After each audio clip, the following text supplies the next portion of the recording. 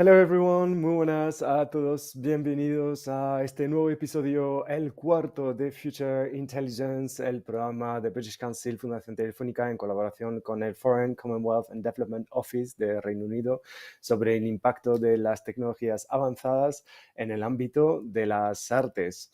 Soy Ludovic Asemat, soy el Head of Arts en British Council y estaré a cargo de esta conversación hoy con una invitada muy especial para esta Masterclass. Hemos tenido la ocasión de escuchar a Donna Close ayer, ya se empiezo a mezclar los dos idiomas. Hemos escuchado a Donna Close ayer para hablarnos del impacto de tecnologías como la 5G, por ejemplo, en la creación de festivales en directo, festivales de música.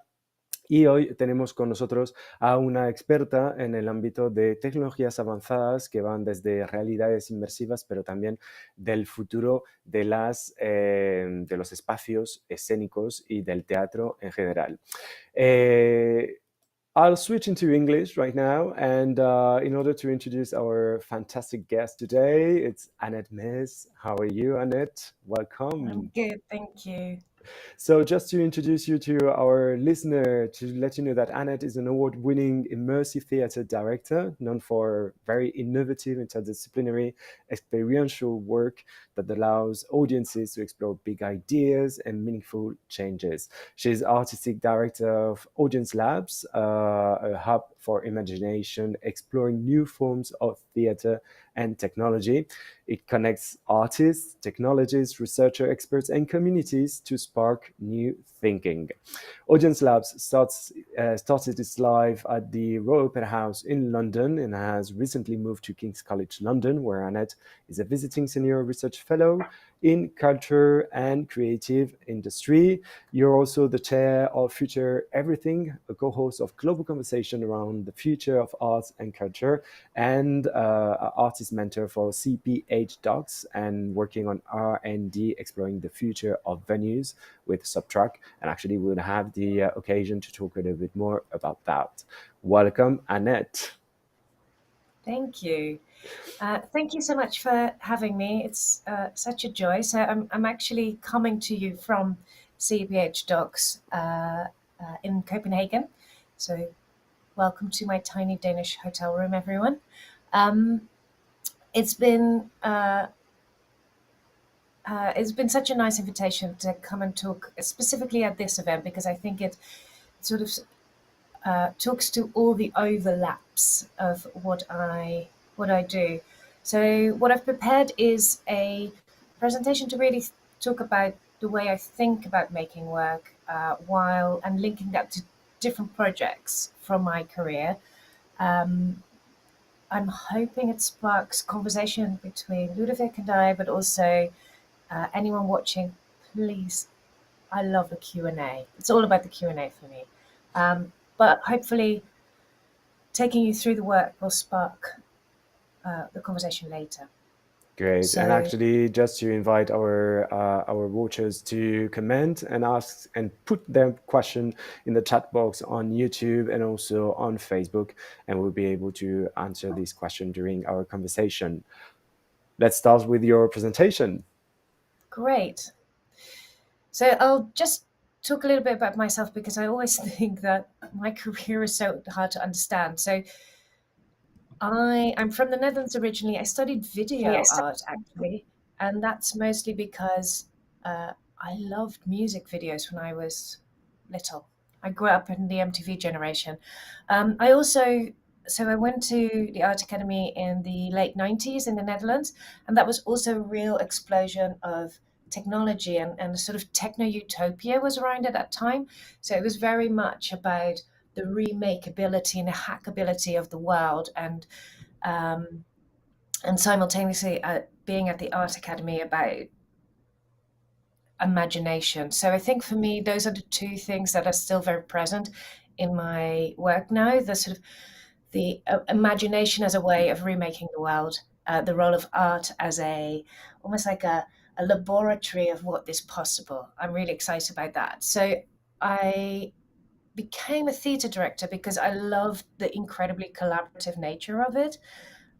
Making theatre was just gave me so much joy, and quite quickly, coming from video art, going into theatre, I just got really excited by the audience being there. So I made the jump quite quickly into immersive theatre, the idea that you could make shows where the audience was the leading character, where the audience was key, where they weren't sitting in seats but roaming in a world that we were creating, and starting to play with what an audience role could be. So I was the co-artistic director of Coney, which is a UK-based theatre company that really looks at playful theatrical experiences. So it's not just about creating a physical world you can roam, but really thinking about, if an audience is at the heart of it, how can their choices influence the story? How is it about them as much as about the characters and the actors? So we started playing with that and really developed a whole methodology of doing that kind of work. So for me, I often talk about making shows that are open enough to feel like for the audience to feel like they own it, for them to co-create it, for them to have a role in it, but also closed enough so it's a good story, so it's a good experience, so it is theatre. So we'll come to that.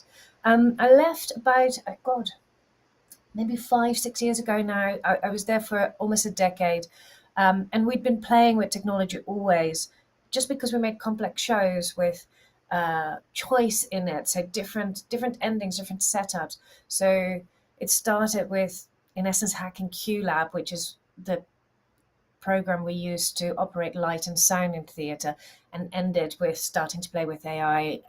But again, that was always about creating theatrical magic, about creating an experience that was meaningful, and never about the technology itself.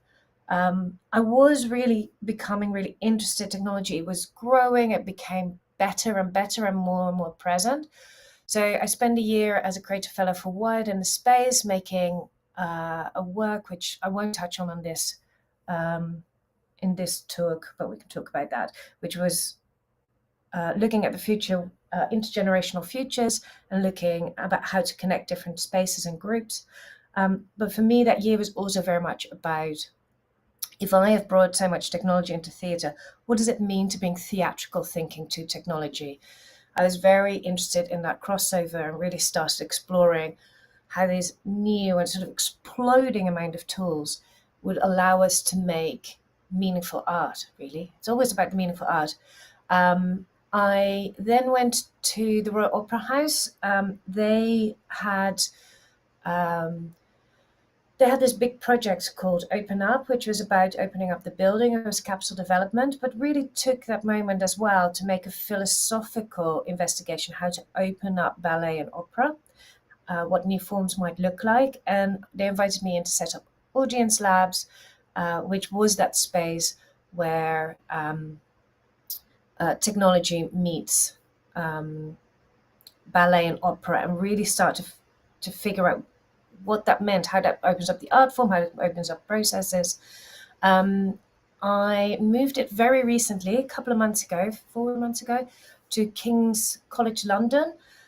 For me, I'm taking a year out to just step back from production, because I've been making shows for, God, 20 years now, to step away from that creative process and really looking at what's next, what's desirable, how do we make this work, how do we create spaces in which these interesting overlaps can be meaningful, and explore how we want to make work together, the role of art and culture, and what it all means. We've been through quite a complex period, all of us. So I think, I think a lot of us are exploring what it all looks like. So can I have the next slide, please? So for me, technology is our spaces. They are digital spaces. We can make stages on them. We can do things to connect people. Next slide. for me, the reason that I'm interested in technology is because it's a place to connect. It is a place where um, I'm an immigrant in a different country. I live in London now. My family's in the Netherlands. I connect to my family online, and there is space to connect across geographies. And I think in this time, that's a really important function. Can I have the next slide, please? So for me, that's also that space then becomes a space for collective imagination. If digital can be a stage where people come together across geographies, then how do we use that connectivity to create imaginations together, to co-create, to have artists from different countries, audiences from different sides of the world, and different art forms coming together to collectively imagine? Because that, for me, is what I'm interested in when I'm making culture. So there's a lot going on in this space right now. For example, next slide. Uh, so this, and I think art and culture is an antidote to this, or can be an antidote to this, and should think about itself as an antidote to this. Can I have the next slide, please? So I was talking earlier about audience labs, which is what I run now. This is a stat that I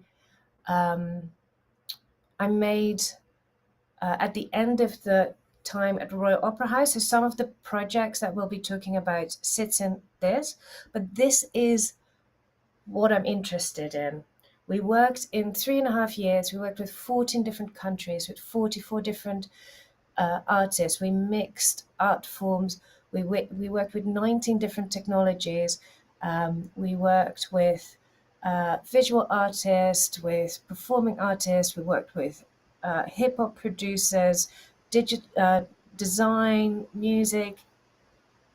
It was what I would like to call a constellation of people, of expertises, of geographies, of art forms that came together to really together push boundaries. So I always like to use the next slide, thank you.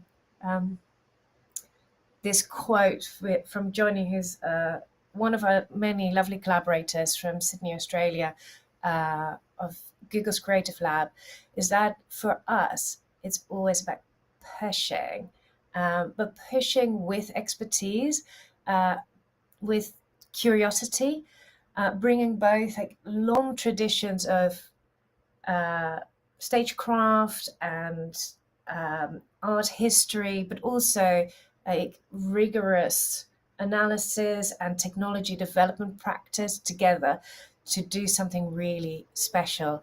I like connectors, I like conjurers, I like provocateurs, but also dreamers, agitators, and in the end, we do stuff, we do make. I think for me, that's what's exciting about making art and theatre and work, is that there's a lot of conversation, there's a lot of rigorous process, but in the end, we create something that lives in the world. So, next slide, please. So, the theme I've given today is constellations. For me, very early on in my career, I always thought I had nothing to say as an artist, and that totally freaked me out because that's always what they talk about, right? Artists need to have something to say. And I realized much later in my career that the thing I was saying always was about, I sometimes call it you, me, us, and them. It's about how you and me live together. When do we become an us? How do we treat the them? When does the them become part of the us? And when do we retreat back into the me? It is that constellation, that's how we live. We live in a society, we live together, we are individuals within that. There are tensions and there are possibilities there. So how do we create beauty? So constellations for me is that it's about multiplicity. It's about not having a single sun and everything going around it. It's about having different stars that sort of work in their own right, coming together, and by drawing the connections between them, they create meaning. That's why I like constellations. So I've used that as a theme, and I will go through a series of projects and sort of touch on some of the ways that thinking of multiplicity, that thinking about connection and multiplicity as meaning, how that sort of manifests in my thinking, in my work, in my approach to making work. So the first project I'm going to show you is called Early Days of Veterination. So this is quite an old piece. This is out of my Coney days. I think it's 10 years old, give or take. We'll show you a little video and then I'll talk about it.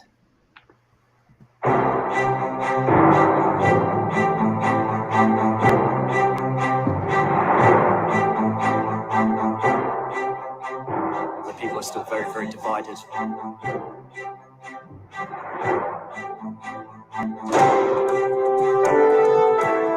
No one's really listening to one another. Everyone's just kind of talking over each other. Once you have a platform of understanding of each other's situations, which we've all obviously come from different areas, at that point we can then make a decision as to how we can move forward collectively.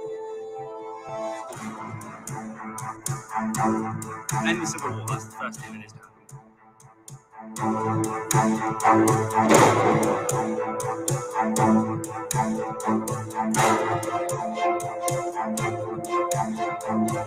Now is the time for us to really listen to what people of Dacia actually want. Put in charge of Dacia, the audience must decide on how they will run their new nation and how to avoid the mistakes of the past. The future of Dacia is in their hands. How would you rebuild your nation?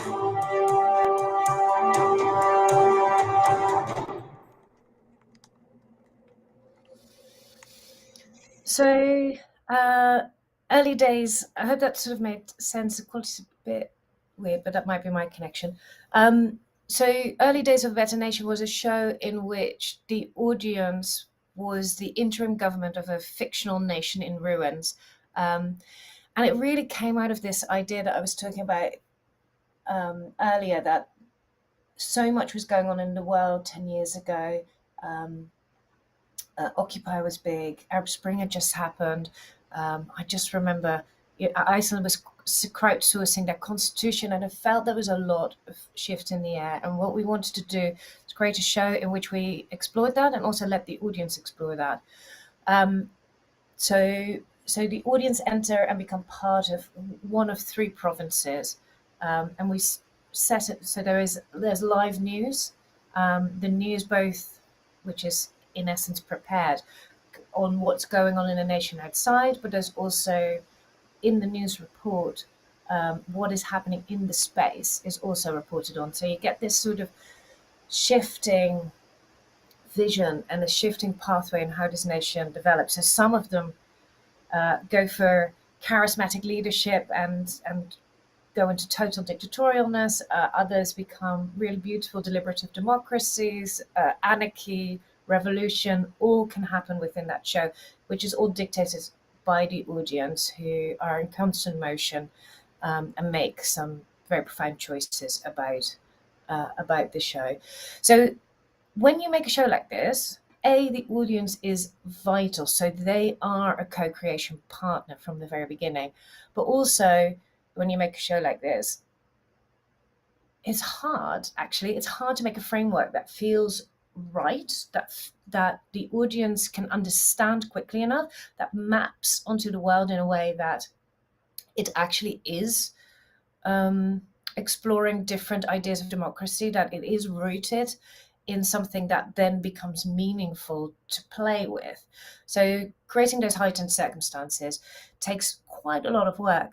And I think what was really exciting about this show is that we iterated it. We started it with a workshop with the National Theatre of Wales, and then had loads of partners along the way in developing it, always keeping the audience at the heart.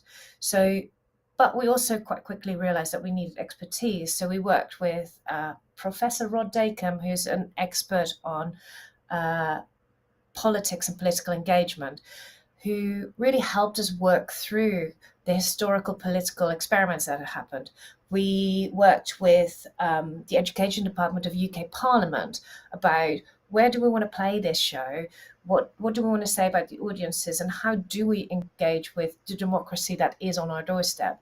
We also worked with teenagers and ex-offenders, both groups who are very good at status and microcosms. We played with them to try and figure out like how to set up the dramatic tension between the different groups and what authority meant. Again, both groups had very specific expertise and points of view to bring to that. So for me, can I have the next slide, please? This kind of working starts to sort of point towards having a constellation of people to work with. If you want to make a show that is multi-layered and works and pushes things, working with different people with different points of view, bringing that into what I would call the dramaturgy, which is almost like the structure of the story, becomes really exciting. And then I think Early Days is also a perfect example of the audience being part of that constellation. I've always been really interested in bringing together different expertises. We sometimes in Coney talked about the mantle of expertise, which mostly I think was invented by Tom Botel, who was my co-director at the time. It's like, how do we, in the process, hand the mantle of expertise to different groups, and then within the show, hand it to the audience? Which I think is it's for me, that's been such an inspiring way of working, because it takes that pressure of a single viewpoint and it actually starts thinking about society as networks, and the fact that there are multitudes of viewpoints, multitudes of doing things, is part of the exploration. It's part of how we live. So making that intrinsic to both the piece and the process, I think for me is really a really exciting way of working. Can I have the next slide, please? So the next example is Current Rising. It's a hyper-reality opera that we made in the Opera House, actually quite a new piece of work.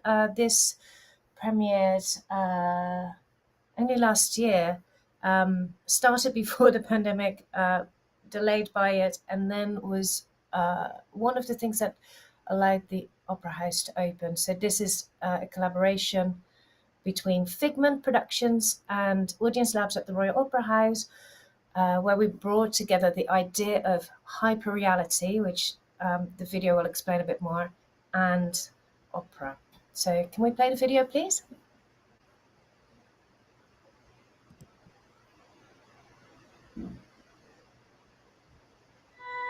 Current Rising is the world's first opera created specifically for hyperreality. Well, hyperreality is virtual reality plus. So we take the standard virtual reality headset and you have a backpack computer, which gives you the best possible visual quality that you can get at this point in time. And then we add to that. So firstly, you have multi-users. You also have a physical space that's dedicated to the experience. As you move around in virtual reality, you're physically moving around in real space. So we're opening Current Rising in the Royal Opera House on the Limbury stage. So the audience enter the theatre, go onto the stage and start their experience there.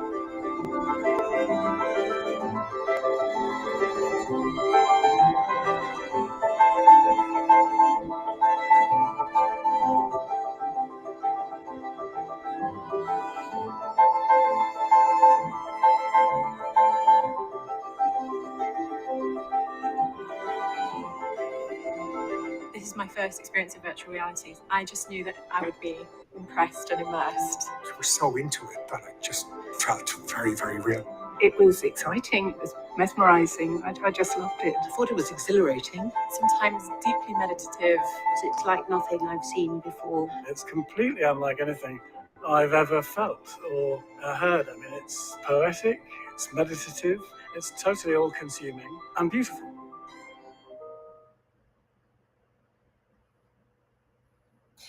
So I hope that gave you a sense of the piece. So for me, what's really exciting about Current Rising is that it really, it started from a feeling that these two things, this technology and this art form would go very well together.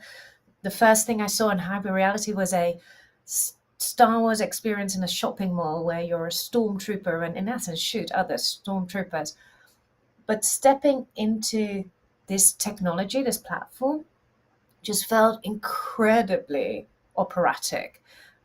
So when I met Simon, who you saw in the video, I played with, I went to they had a setup in a warehouse. I saw one of their dinosaur experiences, but I just genuinely felt that there was something about the wholeness of the world building that hyperreality does, and opera as a sort of Gesamtkunstwerk is what they often talk about. So the idea that it's a total artwork that brings all the different art forms together: music, design, poetry, all of the things. So we went on a journey together, and from the very start, we wanted to be a constellation of process. This was not going to be pure art-led, because there was this new stage, and we needed people who were expert in the stagecraft of opera, but also people who were expert in the stagecraft of hyperreality. So what we did early on is bring together a group of opera creatives with a group of VR technologists and makers and creatives and producers from both sides, and started exploring what hyperreality opera meant, which meant really exploring what opera meant to this particular group, because there's so many answers, and what the stagecraft of hyperreality was, where the matches were and where the differences were, which possibilities of hyperreality we wanted to lean into, which elements of opera we wanted to lean into, and which ones we didn't. So that idea of creating a process that brings together and starts marrying different processes, for me, is really exciting, because for me there is just such a richness to that, such an inspiration in bringing together that sort of mantle of expertise, but really creating not just work but new processes that bring the strengths of different art forms, of different ways of working, of different, what technology calls pipelines, together to really explore where meaning lies. So with a lot of testing, a lot of what in VR is called grey boxing, which in theatre is basically model boxing, but you do it in VR. So we could get a feel of when it starts to feel right, when the emotional connection was there. And I think that was very surprising to the VR team, but simultaneously the pushing away of the boundaries of physics was just extraordinary to us. So at one point, you float over an ocean. At another point, the whole floor starts to rumble. We use a lot of sort of special effects, fans and rumble pads. The whole floor rumbles and the city grows from underneath your feet into the air. And it's something that you would I had never seen done in VR and in hyperreality, because it felt very operatic, it was very music-led, but simultaneously also it is something that opera wants to do. It wants to sort of shake the ground that you're in. It wants to take you into a poetic world of meaning. We could do that in a very different way because we really brought those processes together. We didn't put an opera in hyperreality, nor did we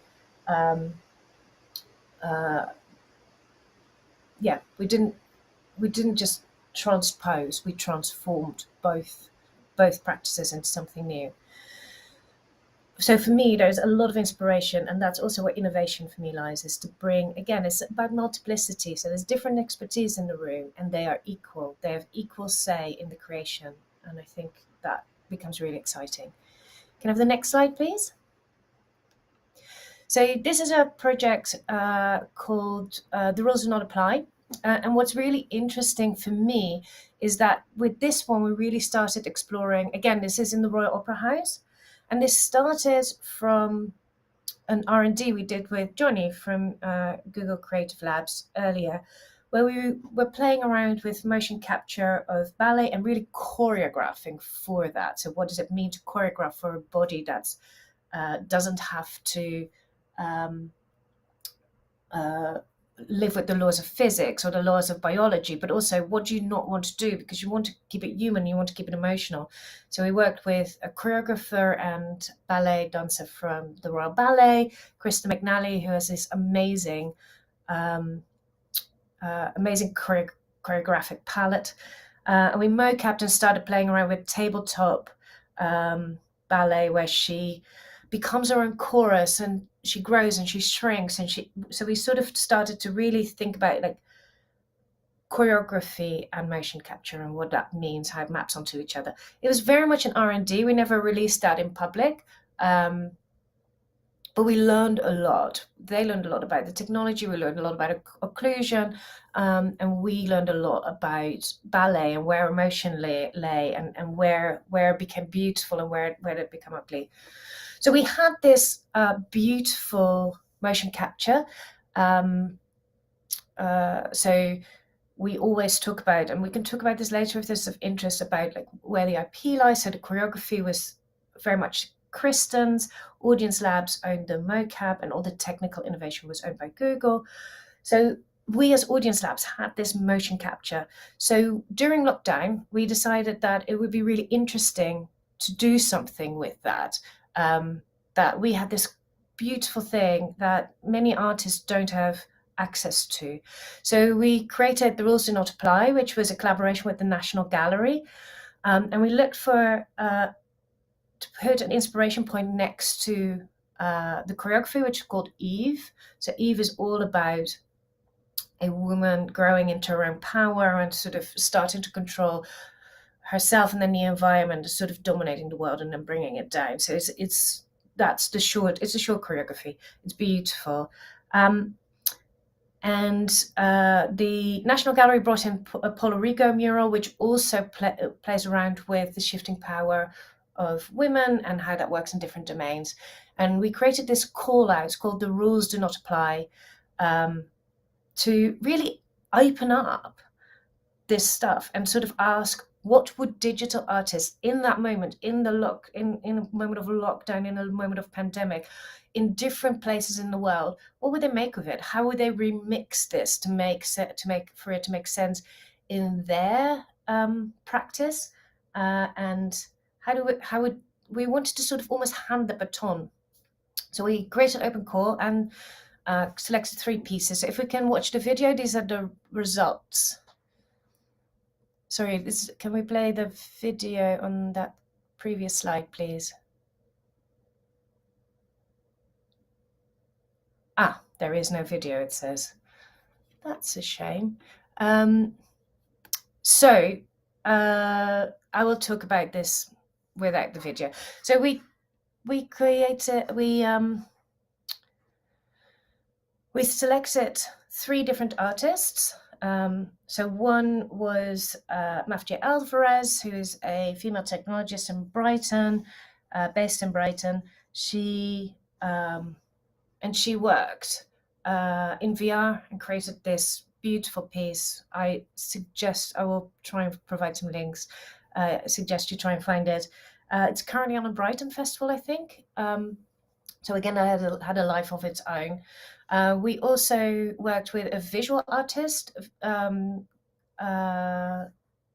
Nigeria, who really, for him, this was much more of an early foray in 3-dimensionality and working with choreography. He's mostly worked 2D beforehand.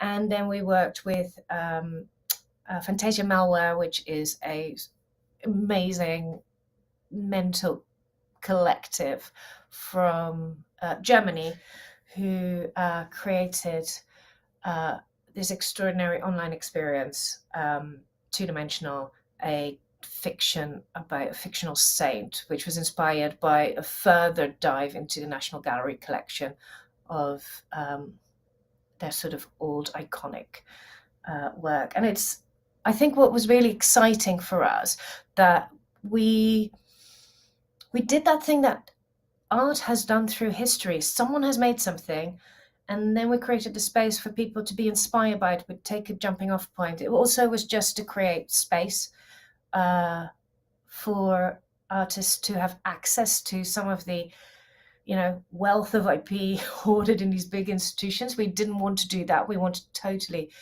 open things up, democratize access, like try and open that up, and also create, let's be honest, a little bit of financial space during the pandemic. So for me, what's really exciting about that work, though, is that they have a similar starting point, but a very different realization. And if you see the work, you can see that there is some shared DNA, but also that they are totally different beings. And there is a power. Each work stands on its own. It's amazing. Each individual artist is amazing. The work is amazing. But together, the constellation of the work starts saying something about that time, about the preoccupations. You see the space in between these works has as much resonance to me as each of the individual ones. And there's something about thinking about the context of work, creating collections of work, the interdependence and the correlation between different works that, for me, starts creating a meaning that is beautiful in its own right. And again, we're back to that word multiplicity that I find really interesting. Next one, please. So expanding the canvas, again, is an experiment in sort of multiplicity. So this was a collaboration between Audience Labs at the Royal Opera House and sort of the wider Royal Opera House community, and the National Ballet of Canada and Canadian Opera Company, and CERT, which is a Canadian institute, which is part of a university there, that looks at educating the next generation of filmmakers, television makers, and now also digital production makers. And what we really did there is, again, this was during the pandemic, we really wanted to lean into the fact that in this sphere you can create work that is that brings together very different points of view, very different artists. So we brought together a series of artists, and many of them, we had a series of projects, one based on an Indigenous folk tale, an opera based on an Indigenous tale of one of the Indigenous tribes. We had people looking at AI. But what was really interesting for me is within that range of projects, there were lots of collaborations across the ocean. So we really started looking at what does it mean to work across geographies. So this piece is Violet Disruption, which the lead collaborators within this R&D period were a UK composer who wanted to create a digital, almost like avatar of a music god. I always think about it as God as a DJ. So she is Violet Disruption. She is music. She can control spaces, and she's embodied by a Canadian dancer. So as she moves, it's a mocap of choreography by and for him, and bringing those expertises together and creating space for them to play together, coming from very different traditions, really allowed for something to emerge that was artistically just incredibly interesting. She is very cool. Currently, they're working with the Finnish Opera Company to try and create, in essence, a sort of classic opera rave. So they're exploring rave culture, dance, and movement and then operatic music and choral voices as like something that can bring one to ecstasy. And I think that finding of those different art forms and those different geographies and those different traditions coming together, I think for me, again, is really exciting. So can I have the next slide, please? So for me, that is sort of that idea of constellations of geographies. I think this is one of the most exciting things for me. I feel like in this time, we have quite a lot of global problems. Climate change is a big one. I'm sure we're going to touch upon it. We have quite a lot of social change and social unrest. There is quite a lot of insularity and nationalism. So for me, the idea that art can and should be working across boundaries, bringing together the specificity of the hyper local communities, connecting them to each other, connecting audiences across geographies, and be part of that constellation, the constellation that is the world and humanity in those conversations, I think is really important. So for me, I think this is one of the most interesting dimensions technology has to offer is that connectivity across the boundaries of geography and time. So I think in the end, can I have the next slide, please? For me, all these constellations are something to do with change. They're about finding new inspirations, new points of view that will help me create great work and allow for the audiences to be part of a dialogue that is about multiplicity, that allows you to encounter multiple viewpoints. I think for me, there is something about incredibly inspiring about working with different processes, different industries, that interdisciplinarity, that kind of constellation that really starts to change and push what art can be, where it can be, who it's for, what is allowed to be called art. I think I'm really interested in that constellation of work. Like how do we open up institutions and IP and ways of working so that we remain part of an ever-evolving tradition, new forms of work. How do we support that? And then I'm really interested in that constellations across geography because I think it's almost rooted in my politics. So I hope that gives you a flavor of how I work, what I'm working on right now. I think I was talking earlier about taking a step back this year, and it's really about looking at this, like if we work in new ways, if we bring together people in new ways, if we remake what and who art is for and who it gets to make it and who's part of that dialogue, then what is the role of culture in this time of extreme change? How can we, again, I think I talked about it in the beginning a little bit, I like that idea of culture seeing itself as a space for us all to come together, a civic space, a public space, where we come together to have shared experiences, to use our collective imagination to think about how we might want to live together, how we want to be an us, how you and me come together, how and really therefore imagine different kinds of futures.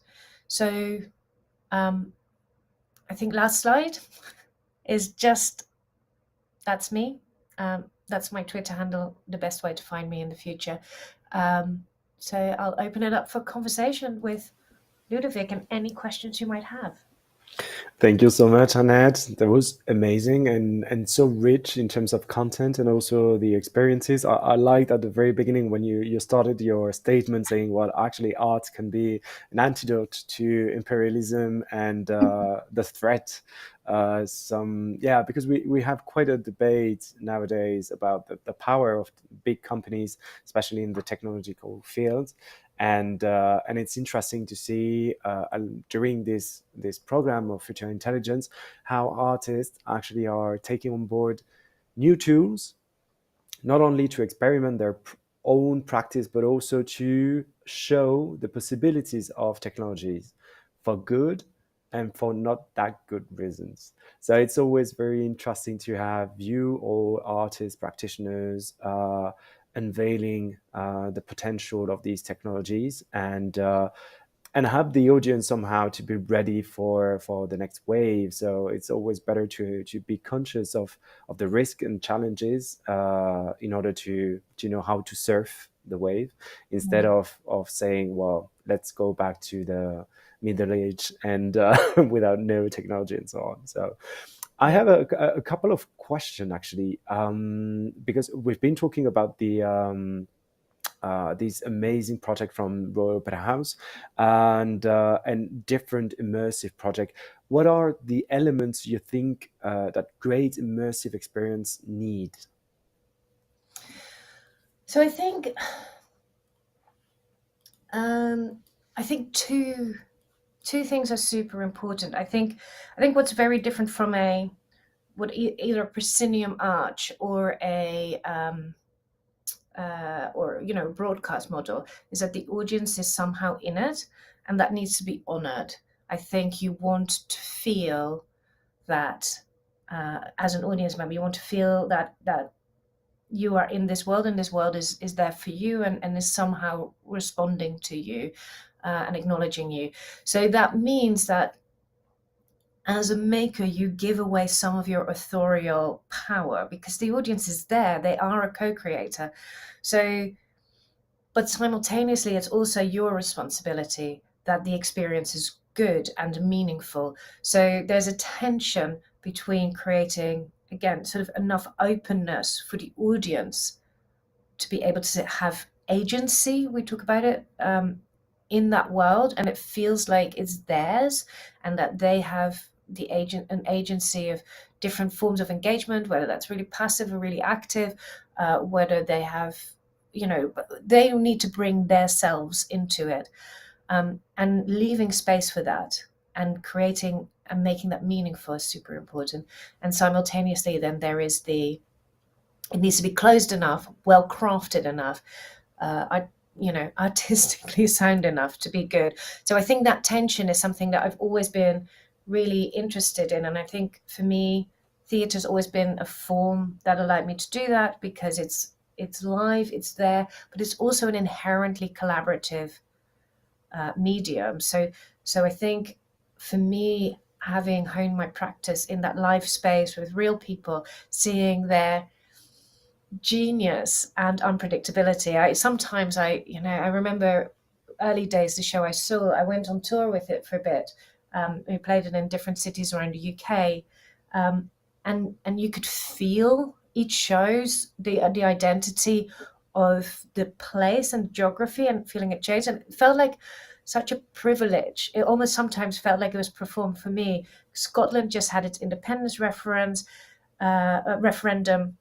quite recently. They chose to stay, but it was a big conversation at that time. And it just, like, Scotland was so aware of that it was so sophisticated on national identity and who they were, where Ireland, obviously, we went to Northern Ireland, but like, whose country is this? And what does that mean? Has a very long past, and that became really part of it. Became quite prickly, but like beautifully prickly. Prickly is the wrong word. It just, there was a lot there, just in the history of the audience and because of geography where we were playing it. So I think for me, there's a beauty there, and I think that the challenge for any maker making immersive is how do you create meaning and beauty, how much do you craft, and how do you create space for the audience? And I think if that balance is struck, that's where the work really starts to sing, where the audience becomes meaningful in the show, but the show creates that framework in which that happens. Yeah, it's pretty much on the importance of the artwork per se, and not of the technology we use to access the audience. You've been talking about collaboration and actually with such big projects that embrace technology, artists, etc. How do you manage the different skills and teams in a project such as Current Rising? Because we were talking about just before this interview, saying, well, if you put in the same room tech people and artistic people, artistic director, sometimes they are not speaking the same language or the same vocabulary. How did you manage that?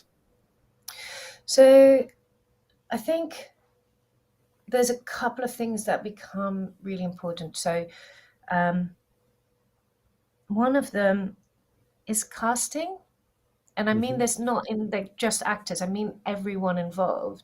I think finding partners that you can talk to and who are excited about the same thing you are is really helpful.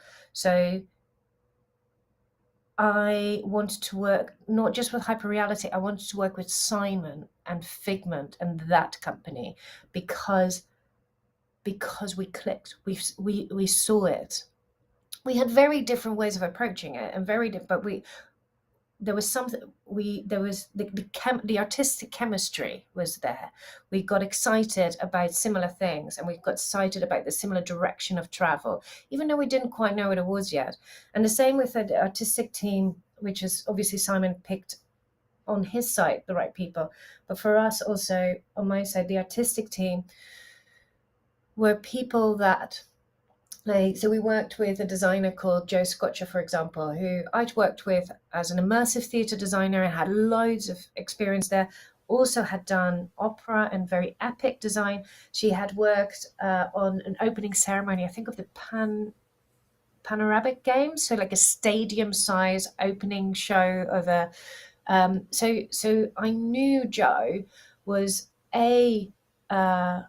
really interested in scale, small and big, but also really can and thinks about design as sort of an architecture for theatre, and also had done immersive, so understands that the architecture also starts to influence how the audience moves, behaves, what they're appointed to. So she really got it.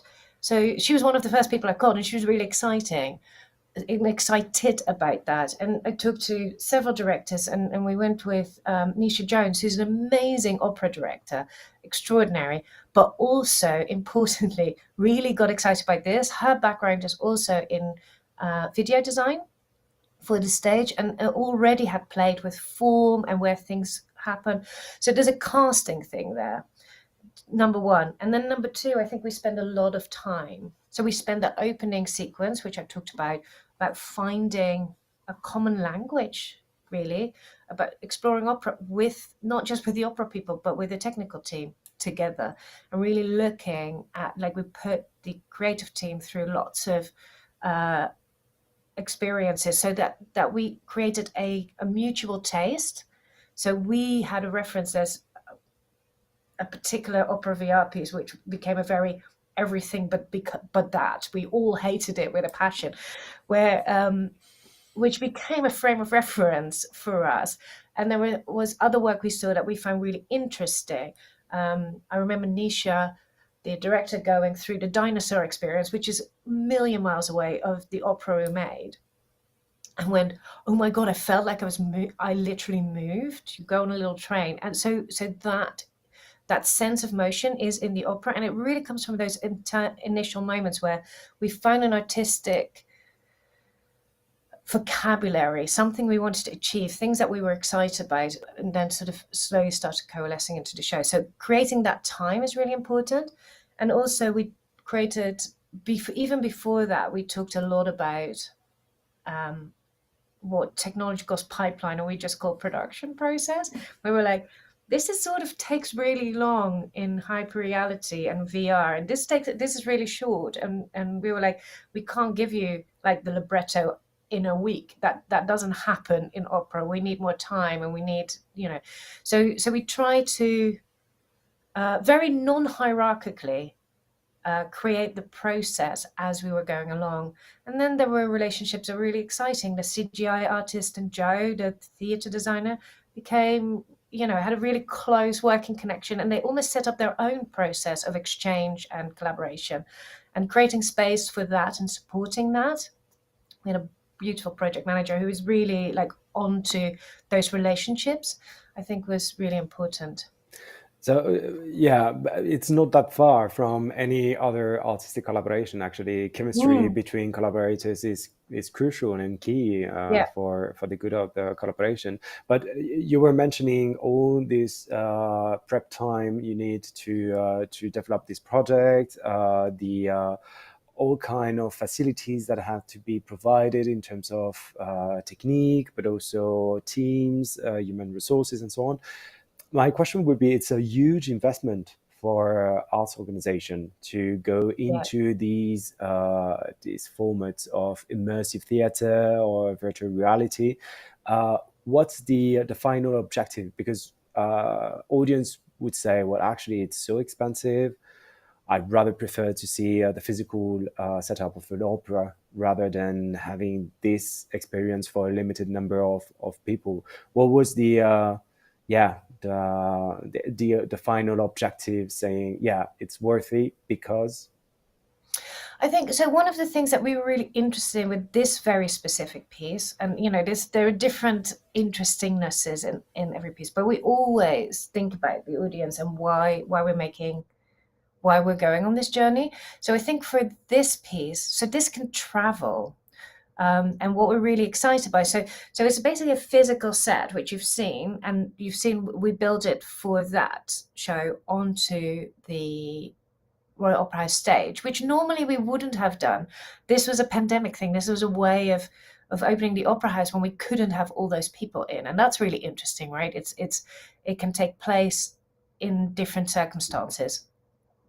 The original idea was to do it in an abandoned shop, an empty shop near King's Cross, which is just a very different environment from the Opera House. So for me, that particular piece can pop up in different places. It could be in a foyer or in a square linked to a theatre, but it could also be away from the theatre. So for me, there's something really interesting right now as we're looking, as a lot of cultural institutions are sort of realizing that they want to open up, they want to open themselves up to new audiences, that there are ways to bring audiences in, but there's also ways of bringing the art out and trying to figure out how opera can be in the world, in this case, in different places, in different spaces that might speak, that has the same sort of meaning and beauty of a traditional opera experience, but maybe for a different audience in a different space. And even though we opened it up in the Opera House, we developed some audience research, which was done by Royal Holloway University here, that really looked at the demographics, which were vastly different from a normal opera performance, but also the same. So what was really interesting is that it's been a while, so I'm doing this from memory, but that I think about 2/3 of the audience was under 35, which skews incredibly young for an opera house in the UK, I'm afraid. But also about 1/3 of the audience had never seen an opera in their lives before. And so this was their first experience, but there were also about 25% were in essence regular opera goers who had never seen VR before. So there was a crossover, that cross-pollination of audiences, which I think is really exciting about this kind of work, is that there were people that came for the experience and stayed for the opera, and people came for the opera and stayed for the experience. So two audiences meeting each other because it's a shared experience, and being exposed to something that is new to them. That sounds amazing. Actually, we had a similar experience in a smaller scale, of course, with the Royal Opera House here in Madrid, in Spain, having an installation with English National Ballets and the VR piece they've created for Giselle with Tamara Rojo. Was just amazing, I have to say. And yeah, actually, you offer the best of both worlds. And you engage with both audiences. When we come back to the creators and the artists, one of the main questions we're receiving from practitioners is actually how to engage and how to work with these advanced technology, because we've been talking about that with Donna yesterday as well. For sometimes artists are just overwhelmed by the skills you need to work on with digital arts, for example, and the world is going really quick and fast in terms of the evolution of all these technologies. So what would be your advice for these emerging artists to work with advanced technologies? I mean, it's hard, isn't it? I think my approach is collaboration. So I couldn't code a single line of code even if my life depended on it. I bring something else. So it's about that casting of collaborations. I think what I do bring to the table when it comes to technology is I'm interested. I'm intrigued. Now, there is no way, I personally think, there is no way to stay on top of every technology all in the world, whatever is going on. It's just, there's so much. And I think that sort of finding what's right for you, finding what's right for your practice and building a small army of collaborators, I think is the way forward. I think, and then it's about being curious and being open. So rather than say, don't find executors, find collaborators. Don't find people who just like do the thing you ask them. Find people who can teach you while you're making together about the possibilities of the craft of the technology. It's like painters knowing paint. I think, I do think theatre makers are really well placed for this, because we already work with composers and lighting designers and actors and set design. We already, it's an expansion of the creative team. So that's how I approach it. I think in the visual arts, it's much more solitary, but people understand how to work in studios and know how to collaborate. But I think my recommendation would be know what you bring. I'm very good at the theatre side of this. I'm very good at the experience side of this. I'm very good at the immersive side of this. I see enough work that I have taste in technologies. There's certain technologies that they're not bad. Other people might make amazing work with them, but they don't speak to me. So I don't necessarily work with them. And other things do speak to me. And sometimes I'm open myself up to technologies that I might not initially be so attracted to, but a collaborator that I think is really interesting and exciting is excited by it. So I also try and stay open to have my mind changed at any point. So I don't think it's about knowing everything. I think it's knowing what you know and finding and being confident in the exchange, so that you're not in service to the technology or but so that there is a genuine exchange, nor is the technologist or technology purely in service to you. It's about that exchange and curiosity. This is why I think art is such an interesting place to explore how we want to live with technology as well as each other, right? Like, technology is here. So what does that mean? I think art is a really interesting place to play with that. And that does mean that we have to play and explore and be open and be curious and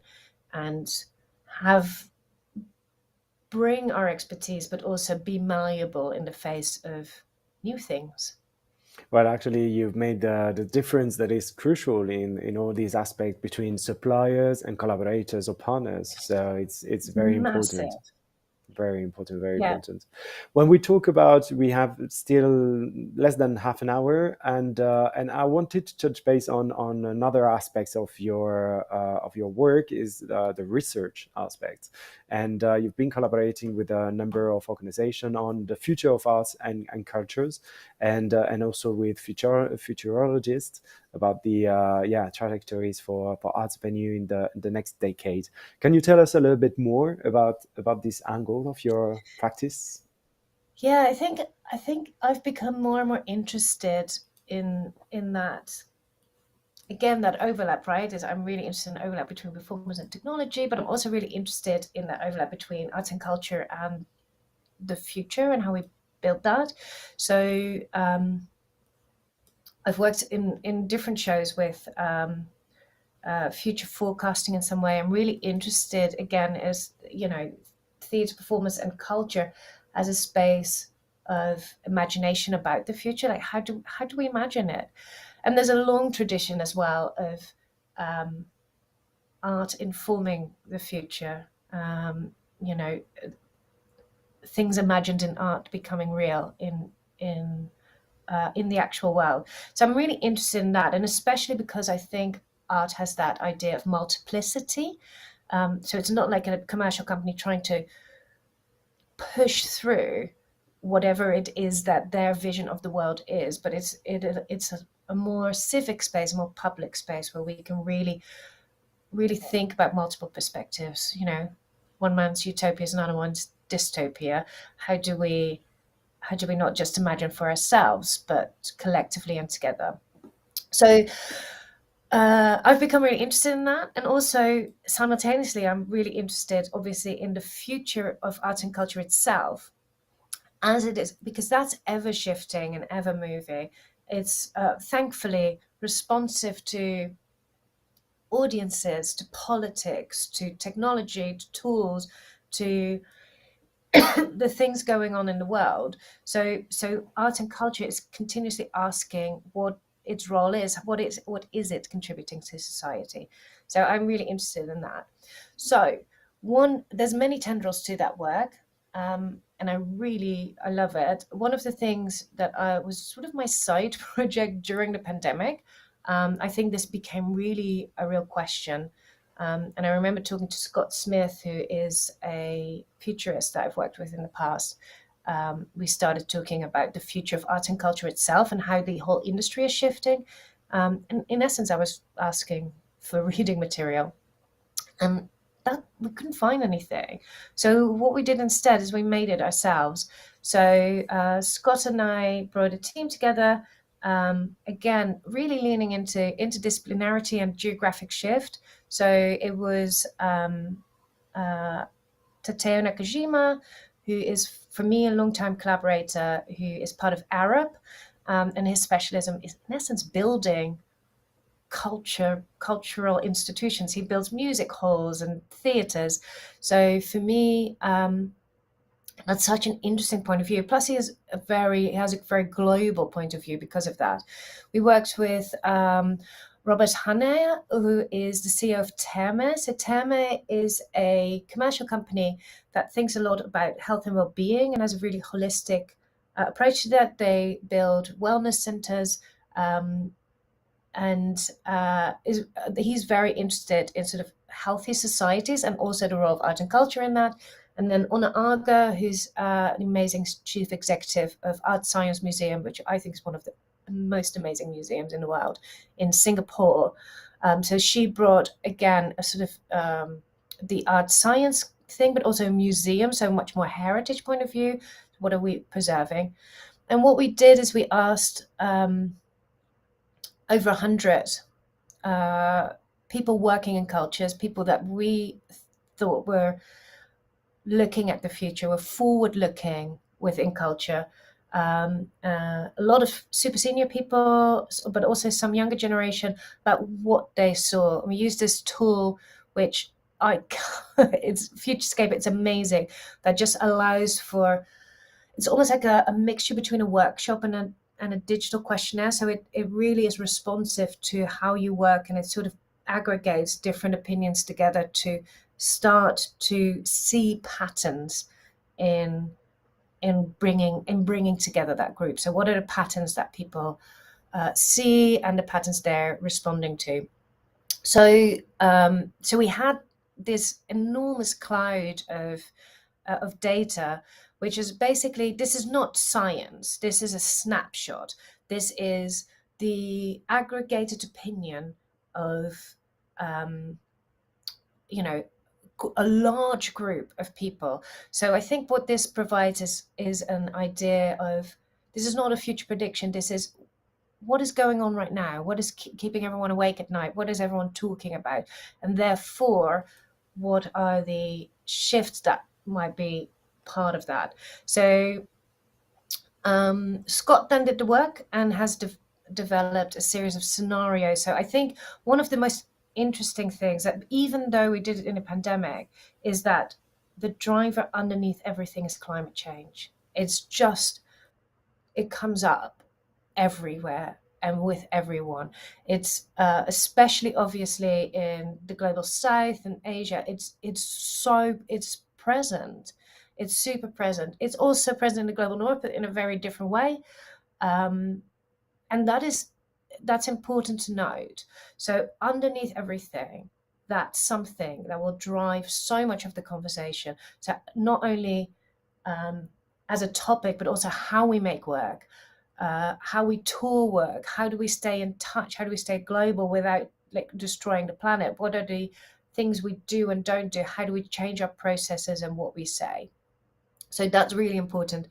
I think the other thing, the other clusters are obviously business models are shifting a lot. There is a very, where money comes from, what it all means. The shifting of public funding is a big shift in the global north, which then also impacts on collaboration with the global south. So that's really interesting to note. There's also new business opportunities with technology, but they're underdeveloped, and the culture sector doesn't necessarily have the resource to shift right now. So there's a sort of a tension there. Obviously, and we all know this, diversity and equity is super important in the entirety of society. So also art and culture. It doesn't have a great track record with it. So as this becomes the growing awareness of that as a social driver, that became really important. And then obviously technology, the new tools, the new stages, the new ways of making work, the new platforms that are out there, the audience behaviors that come with that. So I think that was really interesting. Scott made it into a series of scenarios that sort of start to explore that. So there's a scenario around spectaculars and small stages. So the advantages of the big and the small and the problems of the middle. So spectaculars being the blockbusters, the thing that, the thing that really drives, and especially if you can also broadcast to the rest of the world, being recognizable is really useful. Also the small being able to be really responsive to the local and the hyper-local.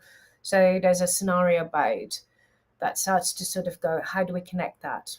How do we facilitate that exchange? How does the big support the small and the small support the big? How does it look for funders and institutions? Scenario 2 is about that global network of communities, that idea of networked hyperlocalness, which I'm really interested in, that idea of constellation of communities coming together to exchange, to show work to each other, to co-create, to dip into that. So I think for me, that's a really important scenario that is very inspiring to me.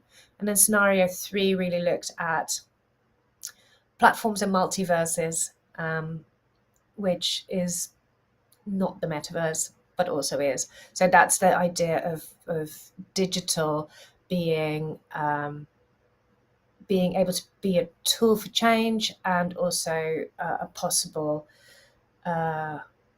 thing that an outside force onto culture, and how do we engage with that? How do we say no to certain things and yes to other things? How do we create, what is the role of digital in culture and what is it not? And what is the role of culture and digital in a digital age?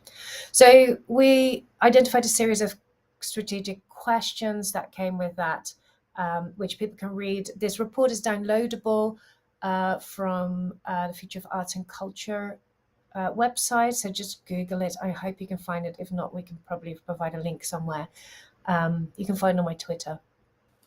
But for me, that space where we talk about what is possible, what is coming, and how arts and culture sits in a much wider context of cultural and social change is exciting and important to me, because it does feel like we are in a time of social upheaval, technological upheaval, a biological, as in climate change upheaval. There's a lot there, and I think for me it's important and interesting, and almost like an obligation for the culture sector to look at itself within that wider context, and how are we a public space that allows people to respond, have things, have a space to think, but also space to imagine. Well, actually, the one of the key learning of this report is about the fact that climate change is a universal driver in arts management and for practitioners. But at the same time, there is a whole debate around advanced technologies saying that actually they contribute to the climate crisis right now because of the rare materials you need to produce these technologies, the energy you need to power NFTs and blockchains. So how can we reconcile these two aspects of advanced technology and climate change?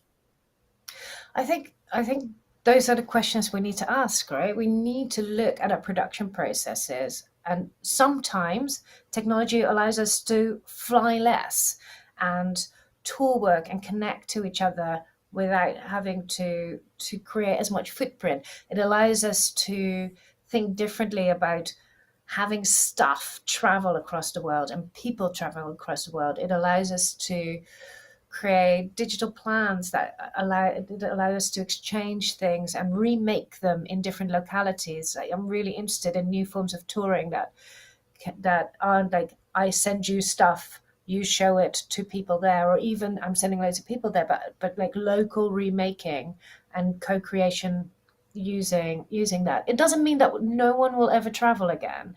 I think that sort of binariness that often creeps into these conversations is really not of much use. So how do we create better? How do we keep questioning and keep pushing what we do? And how do we not step blindly into hyper polluting technologies? What does it mean to? We've all seen the sort of conversation around the WWF NFTs as a perfect example where maybe asking a lot of questions in the beginning is helpful to try and figure out what to do. Does everything have to be perfect? Can art transition overnight to a glorious zero footprint?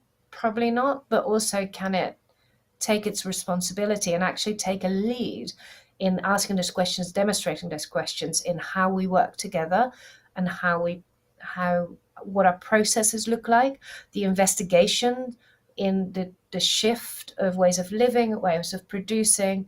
That doesn't mean that nothing, like as you were saying earlier on, it doesn't mean we all have to go to some pastoral past where we all work the land, but we do need a radical change. So can arts and culture be a light rather than a follower in those questions? Yeah, we can see that actually those spaces created to challenge the current state and to bring together different voices is one of the solutions to look at a brighter future, maybe.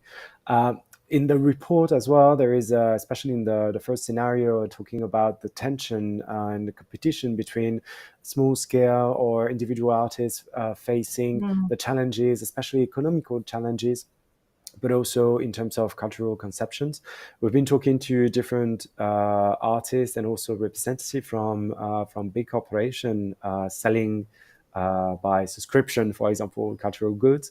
And one of the main or the bottom line of all these conversations was we need to preserve diversity among cultural expressions. They were mentioning that, for example, we've been feeding during the whole pandemic our digital profile as cultural consumers. And right now we tend to have very closed communities of reference. So we are always seeing the same algorithm recommending the same kind of movie, for example, on your Netflix, or you are receiving always the same kind of song recommendation from your Spotify. So this whole tendency or this whole trend towards the self-referential aspects of cultural conception seems to be a real challenge. Do you have the same feeling? Yeah, of course, and I think that's also where a little bit my my little Mark Zuckerberg slide comes from, right? I feel like there's space for alternatives. I feel like there's space for multiplicity. I feel like I feel like that's not just like something art and culture want. I think that's a societal conversation. So when I think again, culture can be part of a much bigger conversation around algorithmic and AI supported systems in our world, and what does it mean, and what shouldn't it mean? Where does it? How is that about humans? How does it help us to be better humans? And how is it? And when is it pure profit and actually harms our humanity?